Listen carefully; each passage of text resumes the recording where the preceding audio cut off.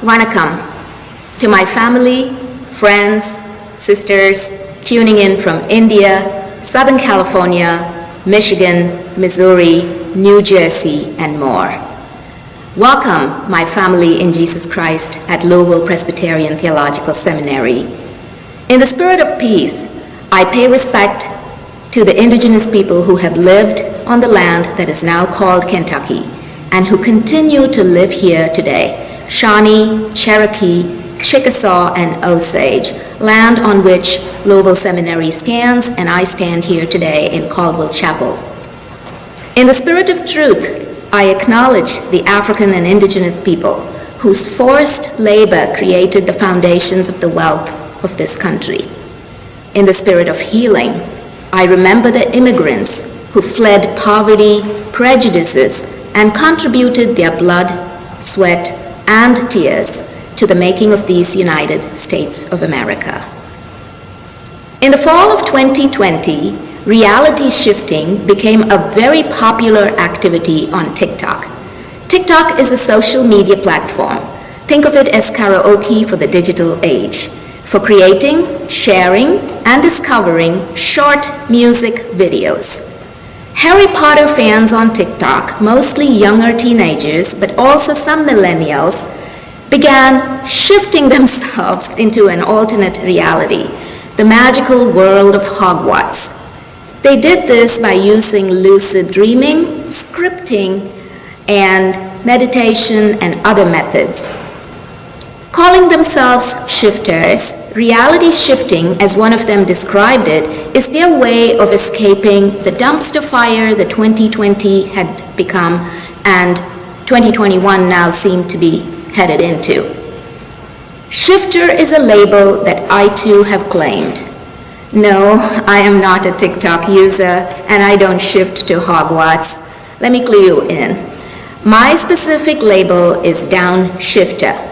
Downshifting is voluntarily choosing a simpler lifestyle and less material consumption in order to have greater satisfaction from non-material things like harmony, spirituality, and meaningful community engagement. The bottom line is changing our world. Downshifting started in the late 1980s or 90s in the advanced economies of Australia, Germany, UK, and USA. My family and I became downshifters about 15 years ago. Today, downshifters are also called minimalists, young people with the aim of promoting a reduction in material possessions and consumption in order to improve well-being. We downshifted voluntarily, but even with that change has been a constant in my life. Academic libraries, higher education, church, publishing, nonprofit, and volunteering, the contexts of my teaching, research, management, and leadership experiences have all been and continue to be massive sites of change. And here's my epiphany. Change and shift are synonyms for transform. And one of the most familiar passages in the Bible, Romans 12, 1-2, something that my dad taught me, describes the nature of transformation for Christian individuals and communities. I appeal to you, therefore, brothers and sisters, through the mercies of God, to present your bodies a sacrifice, living, holy, acceptable to God, which is your spiritual worship. Do not be conformed to this age, but be transformed by the renewal of your mind, so that you may ascertain what is the will of God.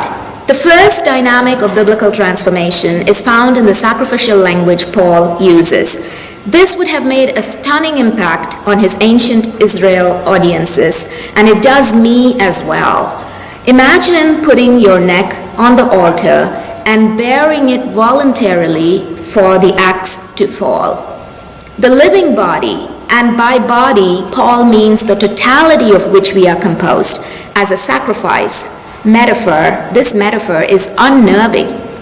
Richard Foster says, the problem with the living sacrifice is it wants to get off the altar. But self-sacrificial worship that produces transformation and is our response to the divine's love for us is yielding our whole life to God as we live in two opposing realms, God's world and an earthly one. And this is daily worship, 24/7, non-conformity to the world. It is a negative modification and a positive presentation, according to John Stott. As we cease to be conformed to the values and patterns of this world, we experience the giving of our whole being to God.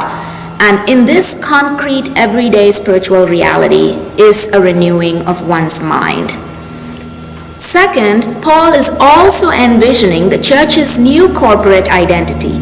He radically redraws the traditional identity markers of what it means to be God's people. The people of God are transformed from being just the category of the nation state, that is historic Israel, from a body politic, from a community identified by ethnic and traditional boundary markers, to one whose members are drawn from different nationalities and social strata, and whose prosperity depends on their mutual cooperation and their working harmoniously together.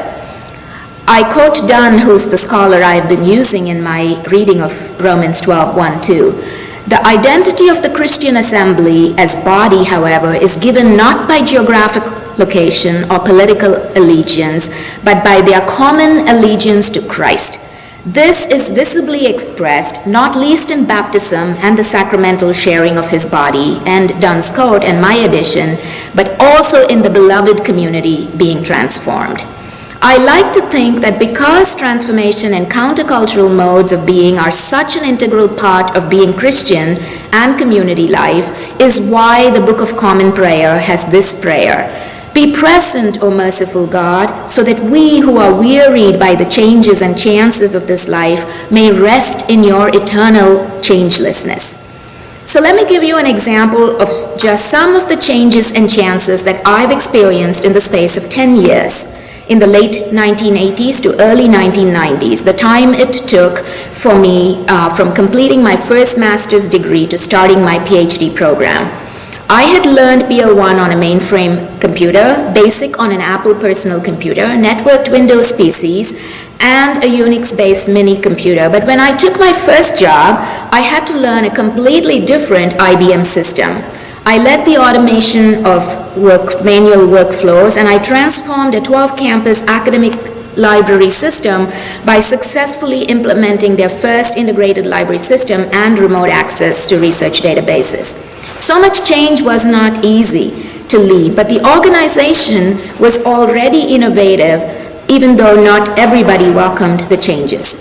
And all of this was before the World Wide Web in the mid-1990s. Since then, the changes caused by information and the related technologies have only escalated. For example, organizational and even classroom conflict have become more common. Shoshana Zuboff, in her groundbreaking book, In the Age of the Smart Machine, explained the phenomena of informating. Students now have access to so many sources of information that was previously only available to the teacher. The global pandemic of COVID-19 is new, but all of us, whether we are digital natives or digital immigrants, have been dealing with many of the shifts of the information revolution for the last 50 to 70 years. The information age, also known as the knowledge society, started in the mid-20th century, but I feel that humankind has always been challenged by the growth of information. Remember the preacher in Ecclesiastes who says, "Of making many books, there is no end." Doesn't he sound weary?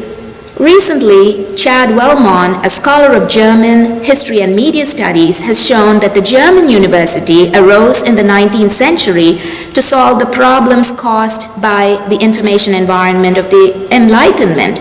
Critics were complaining that too many printed books resulted in useless writing and mindless distraction. Christians have always lived in two realms, a world of constantly shifting information realities and a transformational spiritual reality as well, grounded in the unchanging divinity. Now, I'm going to shift our conversation a little bit. Last January, after I'd arrived at Louisville Presbyterian Theological Seminary, I asked our president, Alton Pollard III, and he recommended Howard Thurman's Jesus and the Disinherited. When I began to read it, I was blown away. Thurman was writing about the Jesus and the Christianity I'd been taught growing up in South India. As a child, I memorized Sermon on the Mount, the Beatitudes, and oh, how much I wanted to and tried to live it. Since then, I've been trying to learn about Thurman, and a new discovery is that early on in his life, Howard Thurman staked his success to books. At Morehouse College, he claimed to have read every book in its library. Later, when he attended seminary and other institutions with more abundant libraries, he consumed books with the near hunger of an autodidact. Autodidact is the term used to describe Howard Thurman's love for libraries and reading, and it essentially means lifelong learning. We now have solid research that shows that students who have access to print libraries have greater gains of literacy, numeracy, and information and communication technology skills. But in the digital world of today, reading and information use has become fraught with challenges. We are not only in a pandemic, somewhat forced to learn from ebooks and electronic resources, which may not be the best for all of us, and the research on this is somewhat contradictory, but we are also living through and fighting an infodemic, a term that was coined after SARS in 2003 to highlight the urgent consequences of information overload. For librarians, the term infodemic is not new. We've been grappling with the problems related to information overload since the 60s and 70s. In the popular culture, we call it too much information, fake news, misinformation, disinformation, speculation, conspiracy theory, propaganda, rumor, so on and so forth.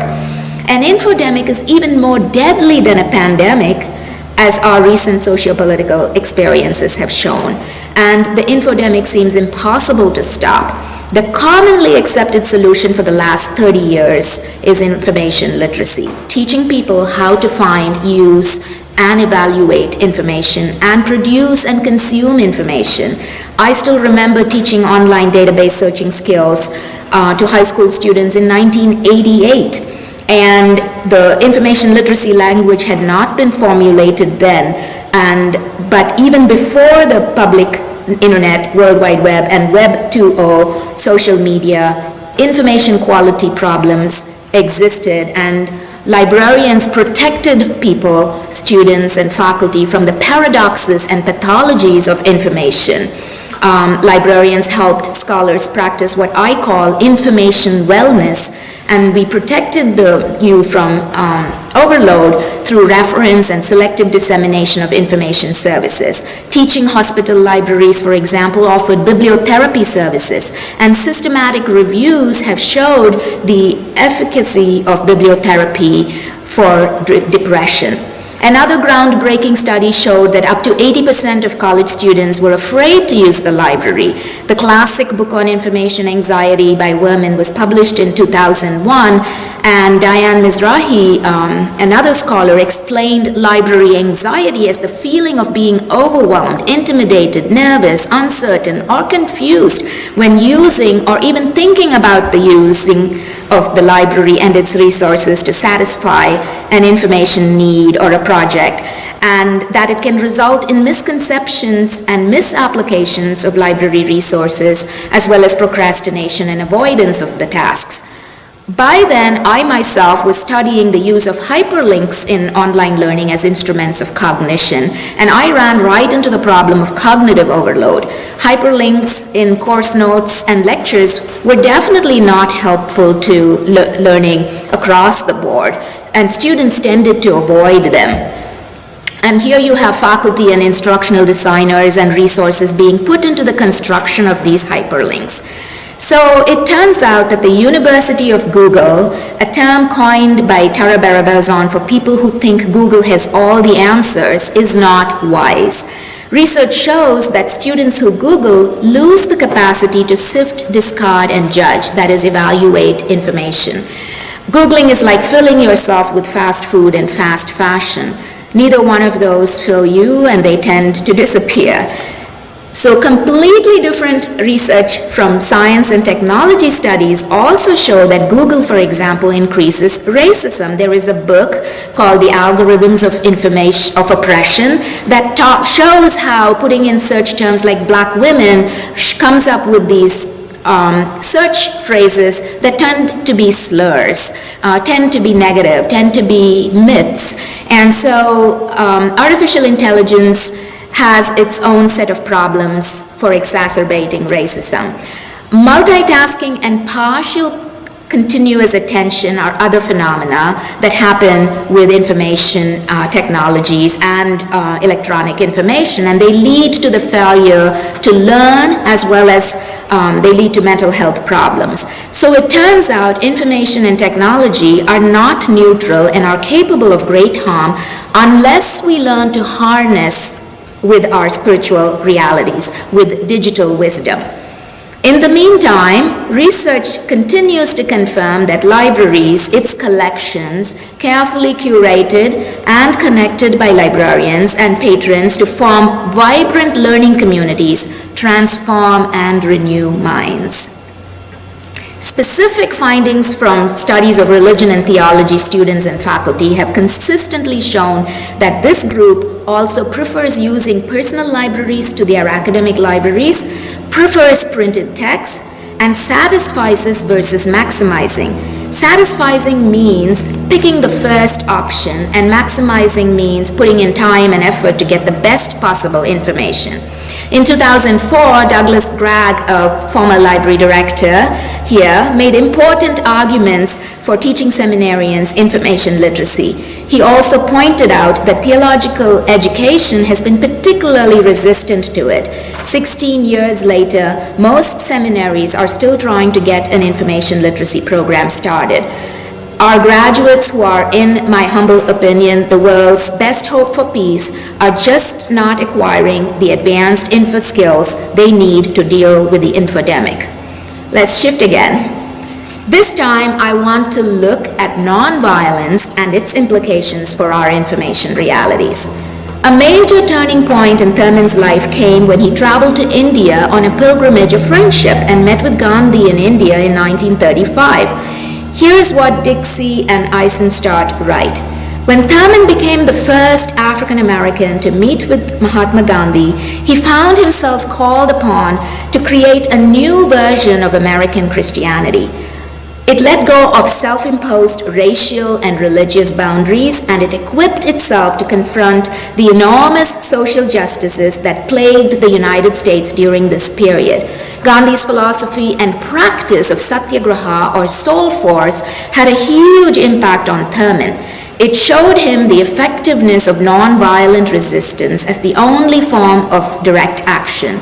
And after the journey to India, Thurman's distinctly American translation of satyagraha into a black Christian context became one of the key inspirations for the civil rights movement, fulfilling Gandhi's prescient words. And I'm going to use Gandhi's language here, so forgive the words, they are his, not mine, they come from his age.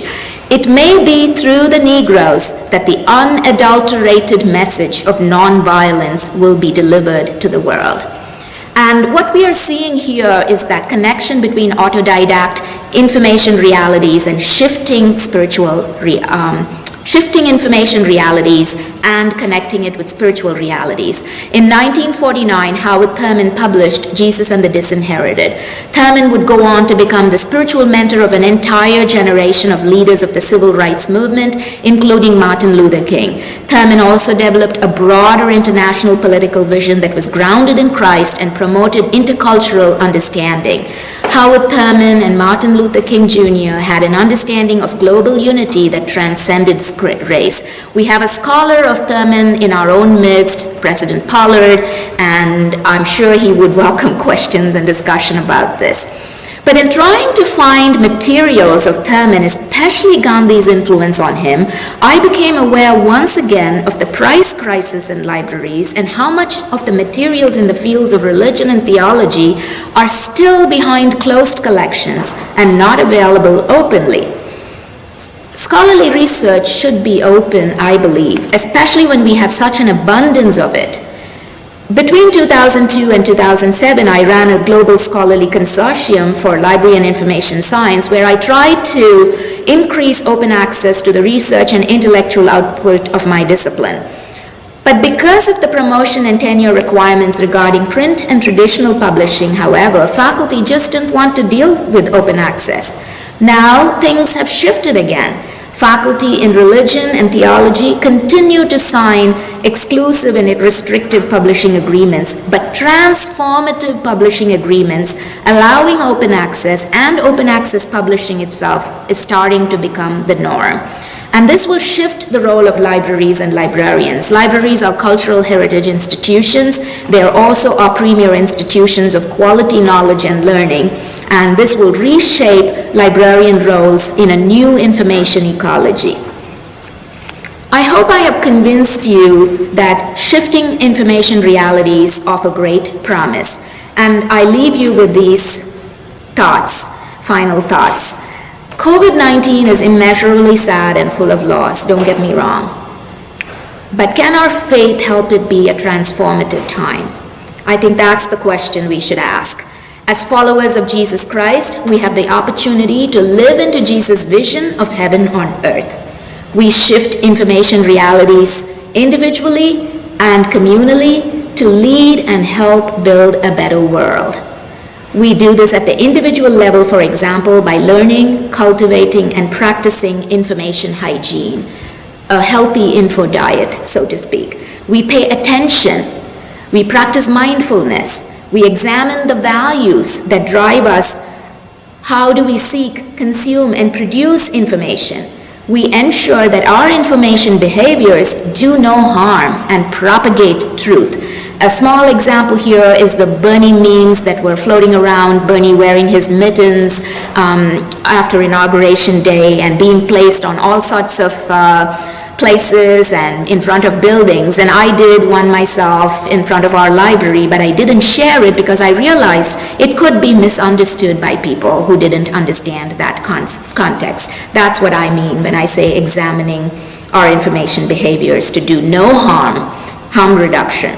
At the library department level and organizationally at the seminary, we embrace transformative change. For example, outdated and oppressive promotion and tenure structures are changed to reward faculty who publish open access, integrating libraries, archives, and museums to build communities, not just offer collections and book checkout services. We can empower transformative conflict rather than just conflict resolution. Transformative conflict has been very successful with peace studies. We can use appreciative inquiry, another set of management and organizational development strategy to enhance our strengths. Appreciate inquiry focuses on strengths. Such as our Thin Place campus, our unique callings with marriage and family therapy and with pastoral formation, and a small size. We are servant leaders practicing transformational leadership and facilitating worker autonomy and self-management so each person can become the person God created them to be. May we respond to the Romans invitation and call with much love and in truth. I will leave us with two of my favorite quotes. The first is a thought, a combination identity statement crafted from Rachel and Rosemary Freeney Harding and Alton Pollard III. I put it together. Our foundational identity is whosoever, using the language of Zion. All of us are family, all of us are loved, using the language of the Bible, or Jesus rather. The true reality is that there is no scarcity on this earth except that conjured by greed and fear. The second is a prayer poem and a blessing from the Gitanjali by the Indian poet Rabindranath Tagore. Romans 12 was written at a time of great conflict and factionalism, and Tagore's poem is also written during India's independence struggles. Where the mind is without fear and the head is held high, where knowledge is free, where the world has not been broken up into narrow fragments by narrow domestic walls, where words come out from the depths of truth, where tireless striving stretches its arms towards perfection, where the clear stream of reason has not lost its way into the dreary desert sand of dead habit, where the mind is led forward by thee into ever-widening thought and action, into that heaven of freedom, my Father, let my country, my seminary awake. And this, I want to tell you, is my experience as a downshifter. Change, shifting, transformation have led me to greater freedom in becoming the person God has created me to be. I'm often asked, why did you come to LPTS? Why are you leaving beautiful Southern California? Here's my answer.